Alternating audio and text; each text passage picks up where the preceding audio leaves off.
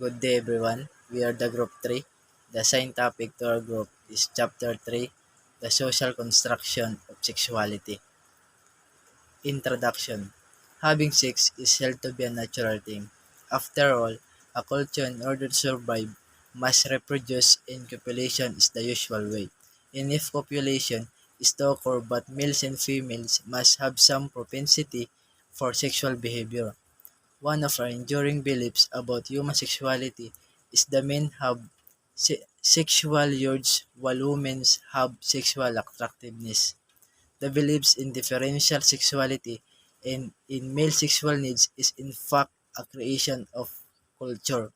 So, a discussions on the social construction of sexuality lays bare the system of beliefs that underlies the double standard, the many forms of prostitution, sexual violence against women, and the regulations of women's reproductive options.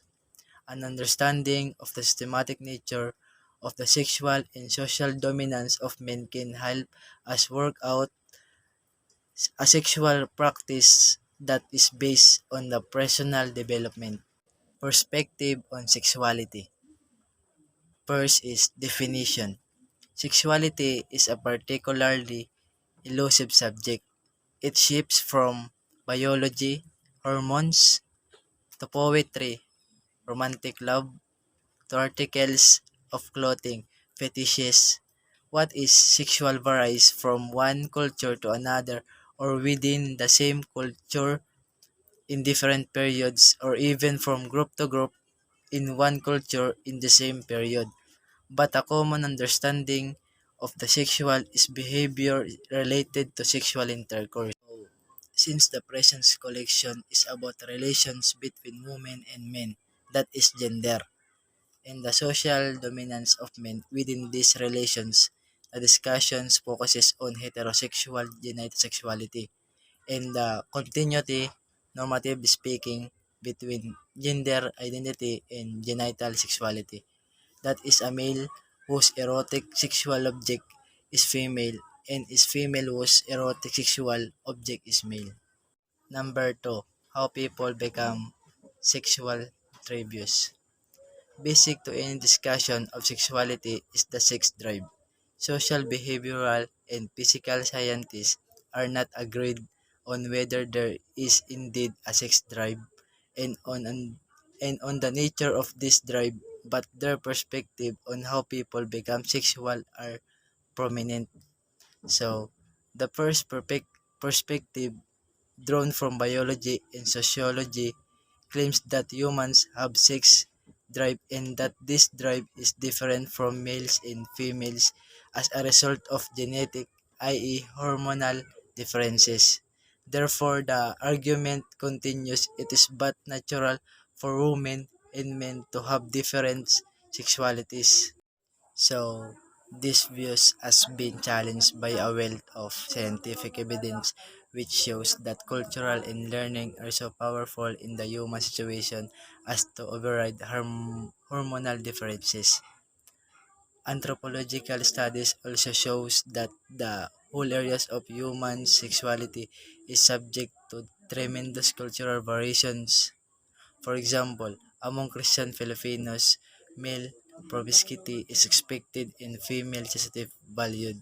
But among Trobrianders, females take the initiatives in sexual relationships and in a Brazilian tribe, sexual intercourse is considered highly pleasurable in its deprivations harmful for both females and males. So the second perspective from the school of psychoanalysis does not see sexuality as equal to genitality or simply the expression of a biological drive.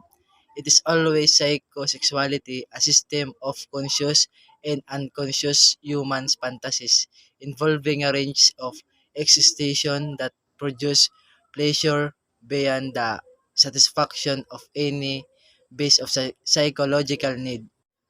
And the third perspective, derived from social learning theory, argues that the areas of meaning in conduct called sexuality is accumulated by means of social learning.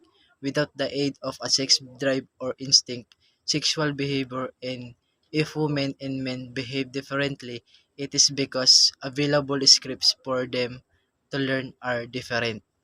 So, these views has been challenged by a wealth of scientific evidence which shows that cultural and learning are so powerful in the human situation as to override hormonal differences.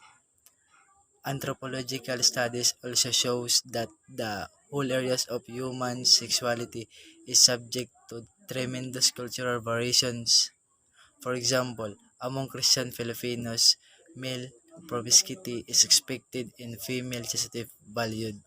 But among Trobrianders, females take the initiatives in sexual relationships in a Brazilian tribe, sexual intercourse is considered highly pleasurable in its deprivations harmful for both females and males. So the second perspective from the school of psychoanalysis does not see sexuality as equal to genitality or simply the expression of a biological drive.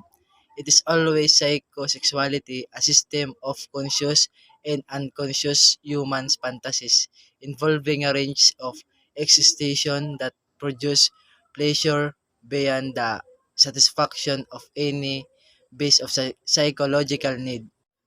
And the third perspective, derived from social learning theory, argues that the areas of meaning in conduct called sexuality is accumulated by means of social learning.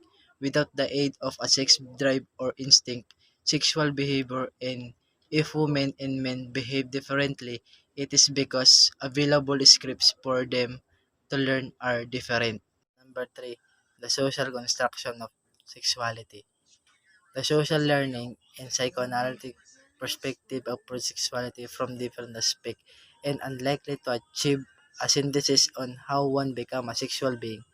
What they similarly maintain, however, in the connections between sexuality and the social order. Both these perspectives reject the preeminence of biological factors in determining differences between male and female sexualities and recognize the major influence of culture. So the roots of the sexual social dominance of men and the subordination of women in the Philippines have still to be explored. The theoretical enterprises of tracing social origins in many cultures has arrived at conclusions that are praised move in probabilistic terms rather than in centered certainties. This is culture and sexual practice absorb transform or mediate the forces unleashed by the change in political organization and forms of economic production and conversely changes in the economy and the political aspect relation between women and men. So, the next topic that I will discuss or tackle is about the sexuality and social change. What is useful for understanding of present-day sexuality is to look at history for substantive shift in sexual practice and meanings and to take note of the interaction between sexuality and societal processes. One such shift began with Spanish colonization. First, we have pre-colonial sexual practice. Pre-Hispanic Philippines was a subsistence economy. It had a relatively fluid social structure consisting mostly of kin and the means of livelihood. Land was held in common.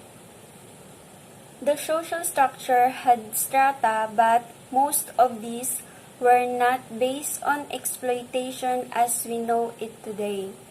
Sexuality was tied to this type of economy and social structure. Sexual relations took place in a variety of religions and in many communities, chastity for either women or men was not a premium.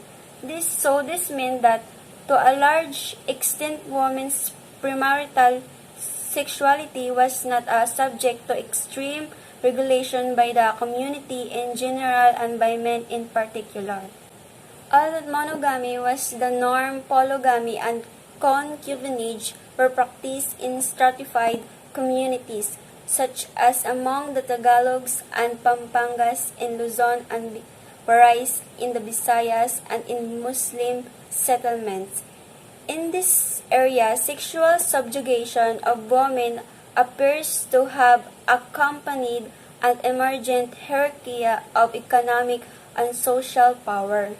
And also, divorce was unavailable to both spouses and grounds were relatively similar except in case of infidelity where prescription fell more heavily on the wife.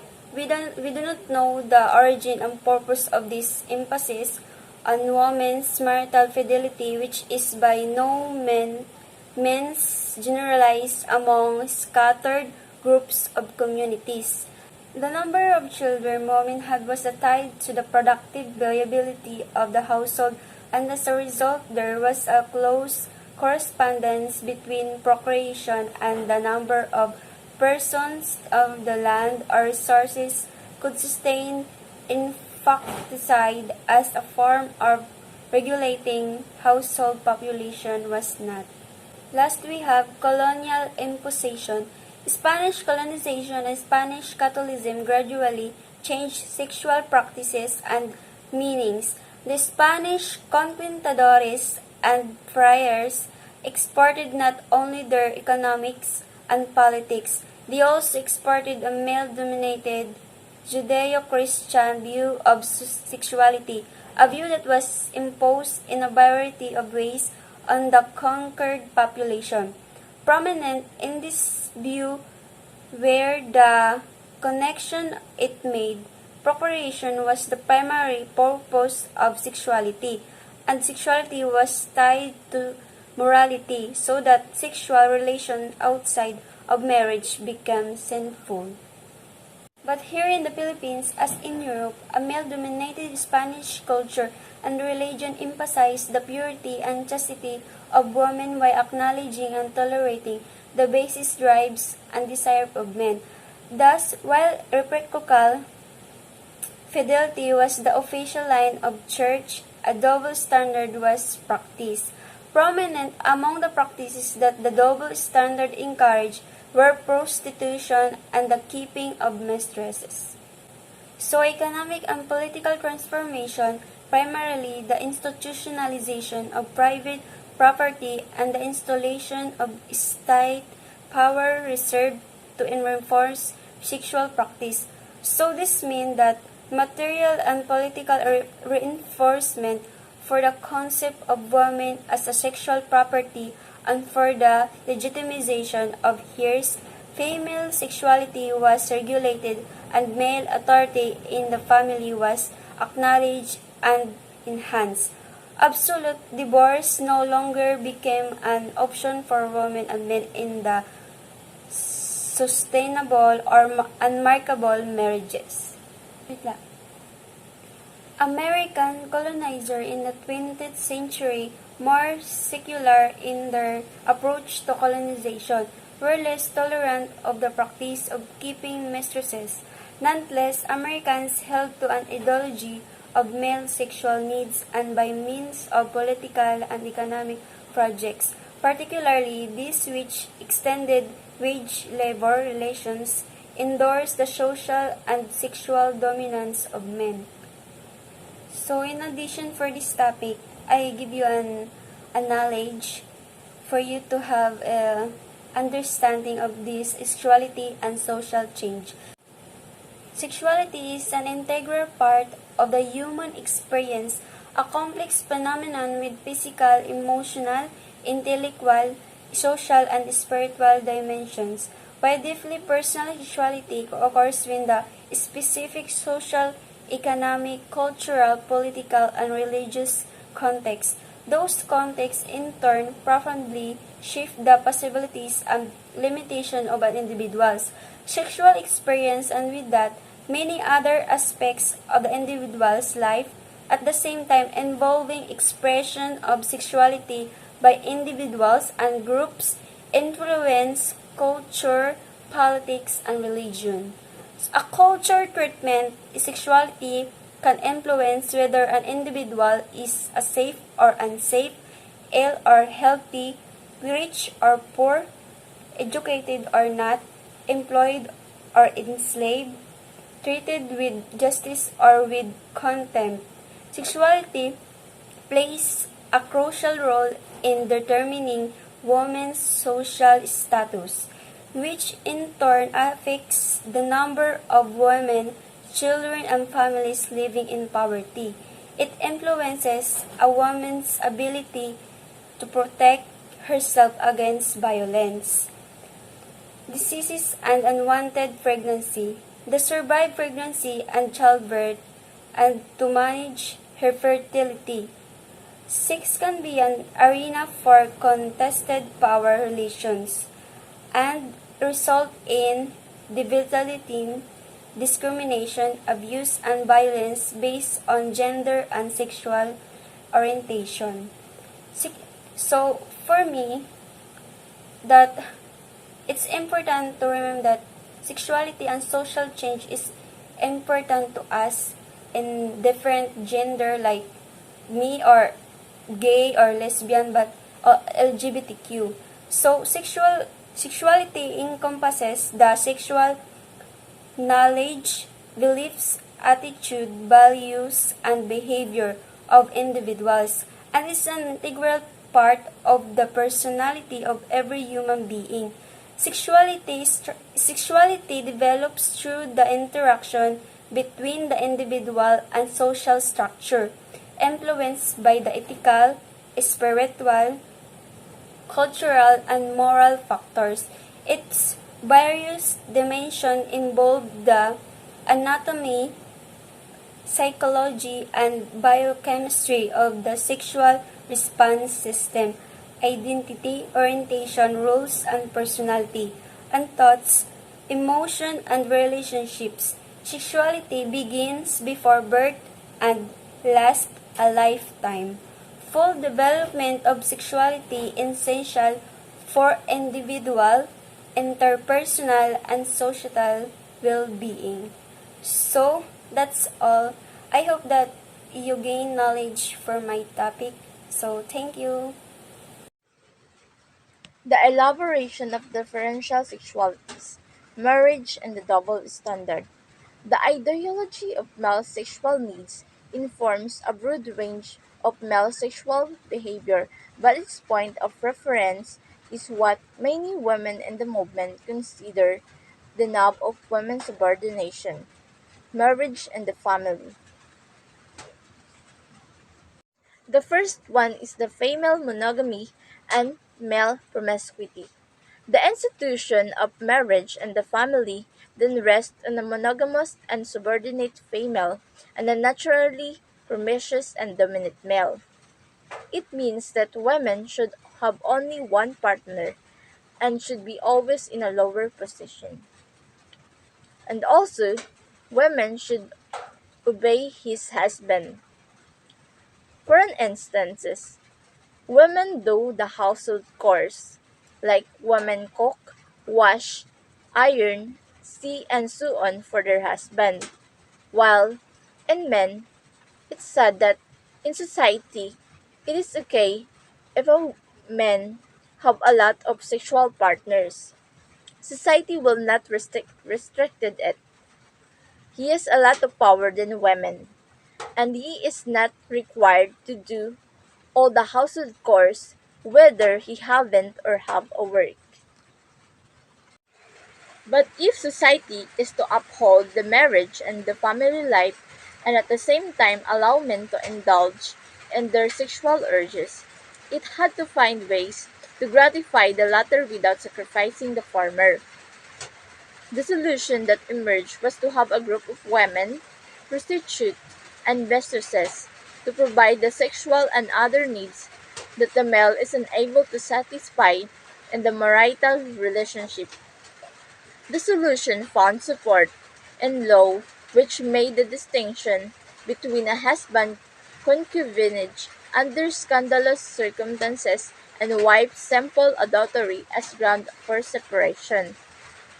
The ideology of male sexual needs this came to justify the double standard, the practice of keeping mistresses, and the prostitution of women.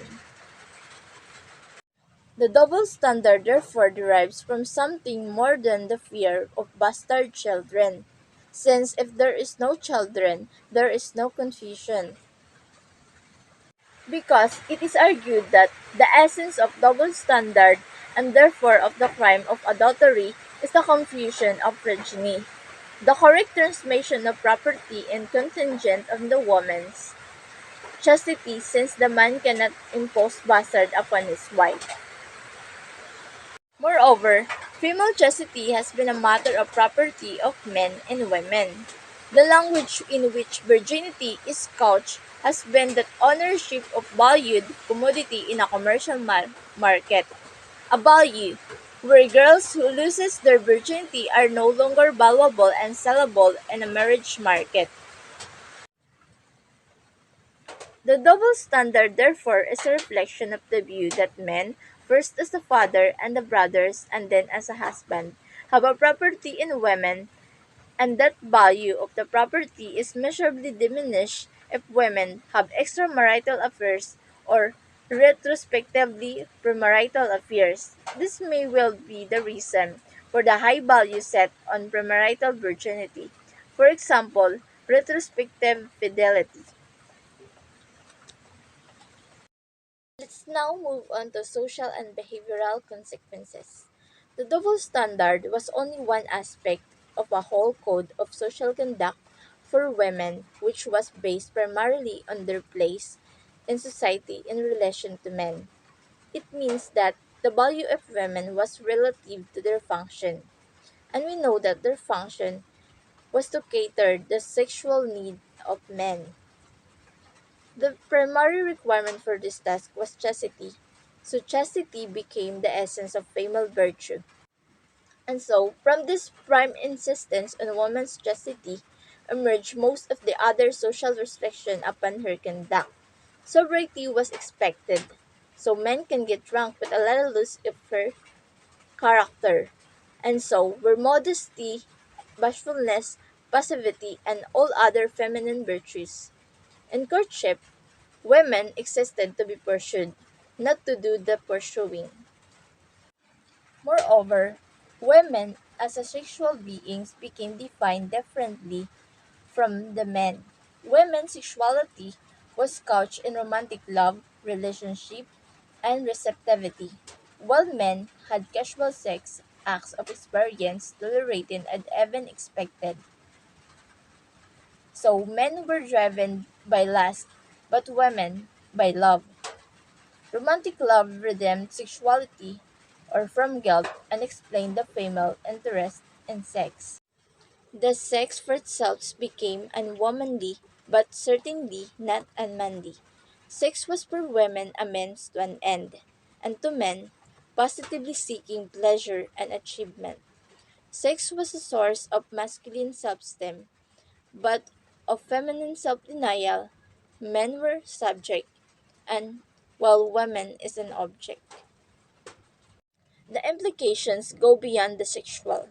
Women who are not attached to men in a one way or another are either suspect or incomplete because they have felt that shape the main purpose of their existence. Women need a man to depend on financially and emotionally. They are now defined primarily in terms of their relationship to men.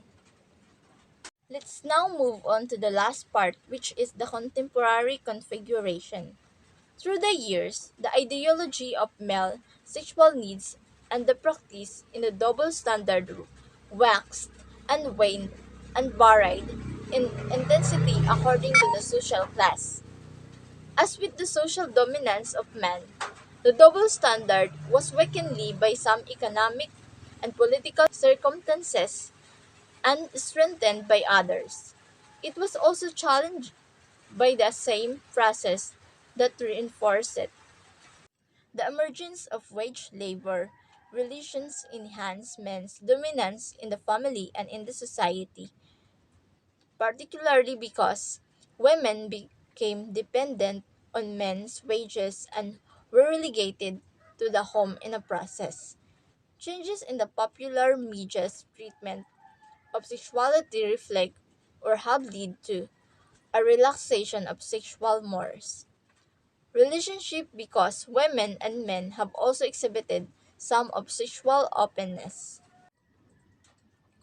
An emerging consciousness among women has begun to confront the ideology of male sexual needs and the practice of the double standard, but at the same time, there is a reformation and even a reimposition of new forms of social control.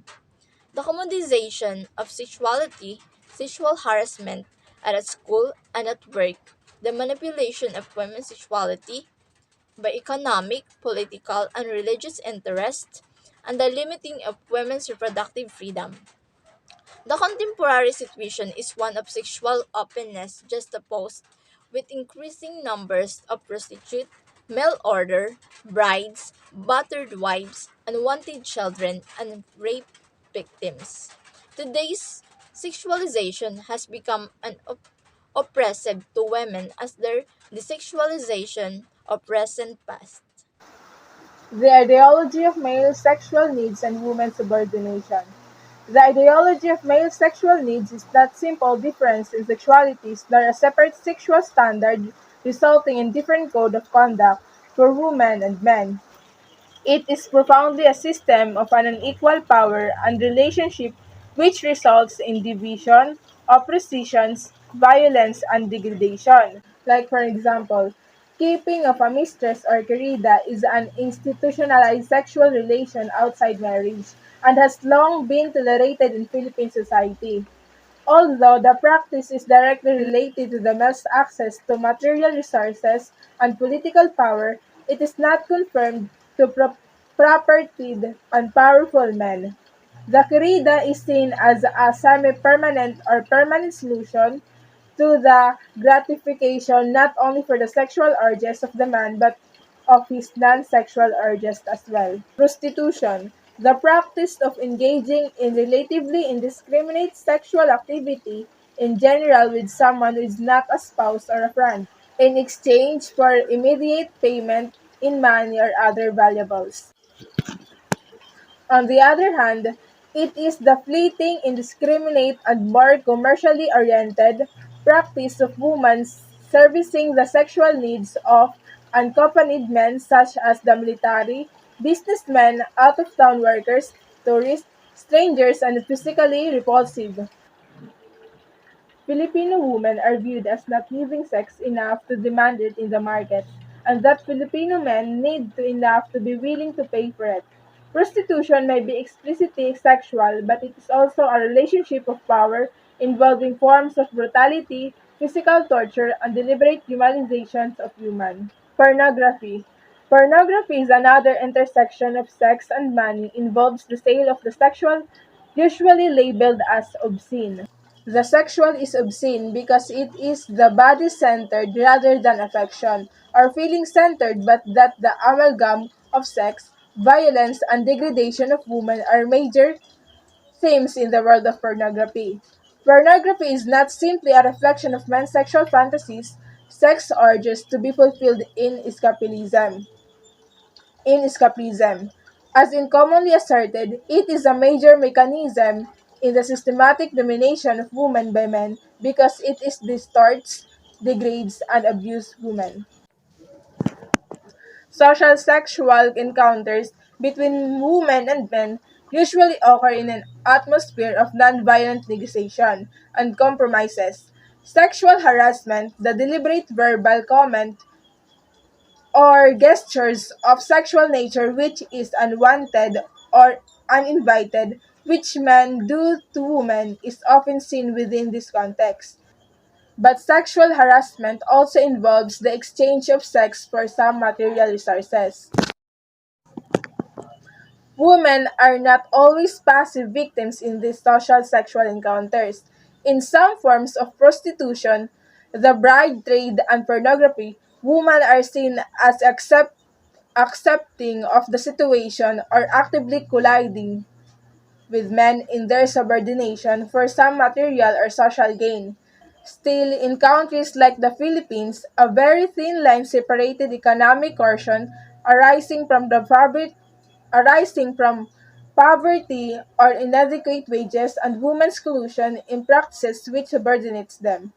Sexual encounters being an expression of the differential power Sexual encounters being an expression of the differential power between women and men, have also taken violent forms. The more common violent expression of this unequal power is sexual abuse and violence in the home, particularly wife-battering, sexual abuse and material violence against women occurs within the context of a marriage contract in which women become the sexual property of men. This dominance is reinforced by a state which defines the family as the privatized arrangement where men have control and authority. Today, I'm going to discuss the sex, class, and power. When we say sex or sexuality behavior, it's a kind of a natural given that we are just sort of born with part of a human. That means we can think differently about sexuality. Sexuality that we have to produce and that we could produce differently. Embody the truth of sex. Poor in working class of men. Men is who are willing to pay. Men can gratify their sexual appetites. Men who own or control no lands or property. Control inappropriate and the only spare available to them. A man can refuse by his wife will not to go to work and will turn to another woman. While the poor in working class of women become the sexual property of men. Women who service men. Women to be a man wife who carry the children and take care of the house. Economic resources also affect a woman's freedom to remove herself from danger or to be vulnerable to male violence, particularly battering rape. Housing conditions among the poor and working class, one of the factors in access to women. The congestion and squatter and slum areas become an opportunity for sexual abuse for women and young girls. Yes, because poverty is one of the factors that having women abuse or rape. And now we're talking about power.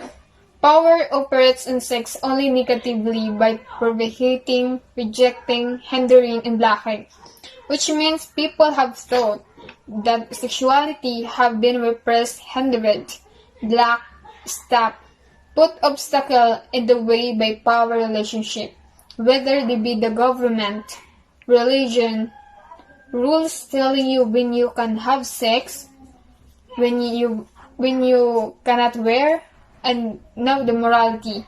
All of those is the part of power that restricts and repress of sex. Like in political power, political power legitimizes sexual rights, and for men, this power is both personal and public one.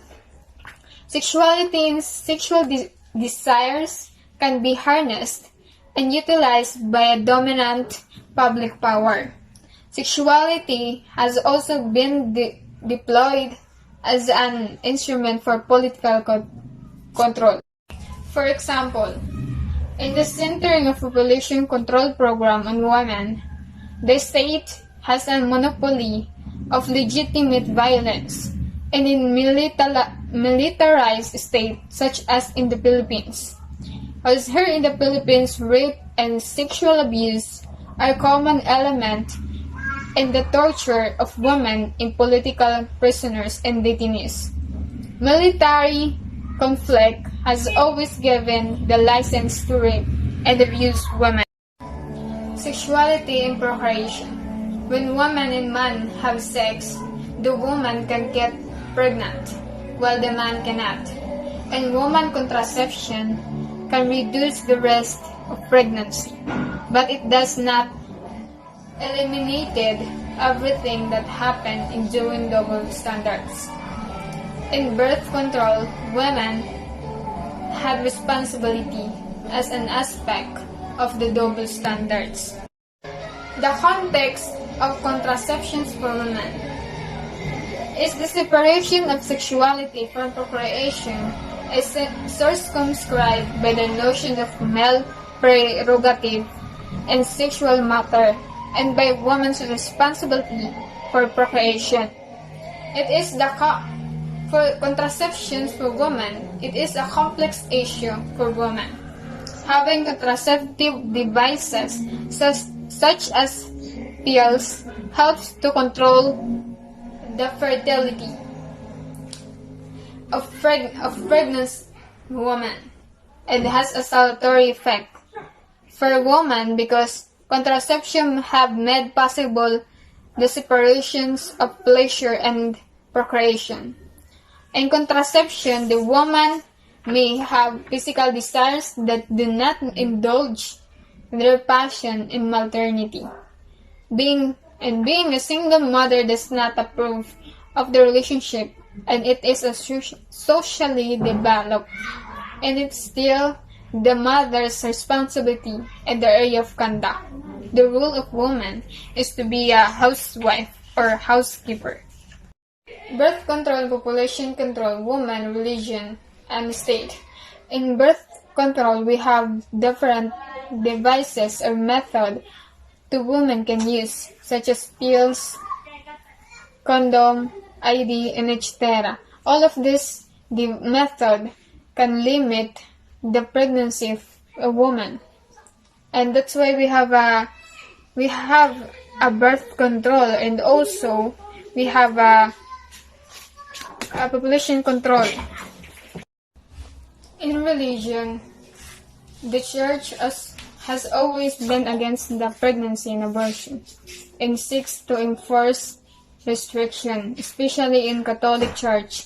Abortion is not allowed because it is a great sin against God, and not allowing abortion does not mean deriving women the right to decide for their own bodies, but it is a wrong idea or decision, especially in the eyes of the people, and it's a great offense to God because it has a life that you did not expected, but God gave you to take care of and raise properly.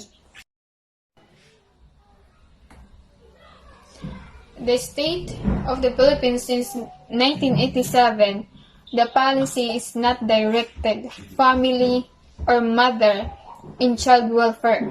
The state of the Philippines until now, the poor women are the most struggling. All women, farmers, and workers are further disadvantaged due to lack of awareness of reproductive option and lack of material resources. In short, poor women are the most struggling. As economic changes take place, the forces unleashed by the drive towards increased productivity, which is new forces of production, raising levels of profitability, and eradicating differences between types of labor affect changes in relations between women and men.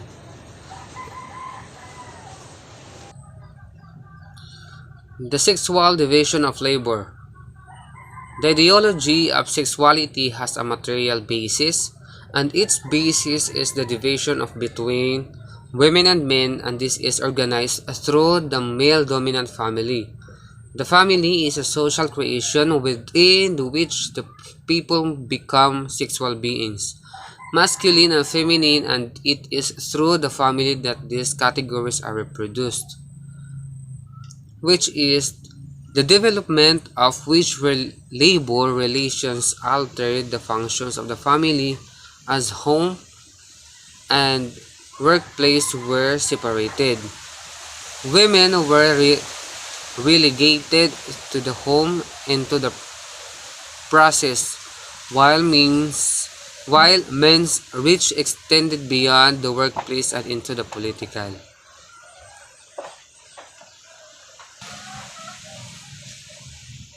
Sexual has commodity. New social mores grow out of the needs of society, organized around the profit motive and preservation of male privilege. Specific economic and political interests provide the context in which individuals should define themselves, and under such conditions, the emphasis on equal freedom and opportunity to explore sexuality. Therefore, a profit-oriented society teaches its members to define freedom in terms of personalized sexuality, encouraging people to buy cosmetics, cars, clothing, perfume, to have facelifts or nose jobs, to keep trim, to make themselves sexually desirable. The value in the sexual attractiveness of women makes them a specific market for consumer goods. Consumerism is intimately connected to sexuality. So, and the state apparatus. The state plays an important part in shaping and regulating sexual behavior through laws on marriage and its dissolution. The state also have a direct role in the trade in female sexuality. And the third is religion. Religion is the source of legitimation. It is a source of rules on what one does and does not do. Religion continues to play a crucial role in setting sexual moral, regulating women's reproductive freedom and fulfilling the terms and dissolution of conjugal unions. And the fourth is the social agencies. The ideological and cultural construction of gender and sexuality is perpetuated through images of women and men in educational materials and the mass media. The content of these images and therefore of socialization is influenced. So, what is seen in the TVs and in learning materials used for the students in their daily studying, uh, through media, um, students were influenced for what they have seen, what they how that person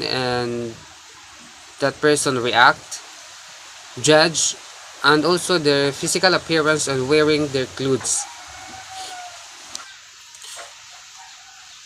The whole area of sexuality is not simply a private affair between a male and a female, but a relationship embedded in a network of other relationships.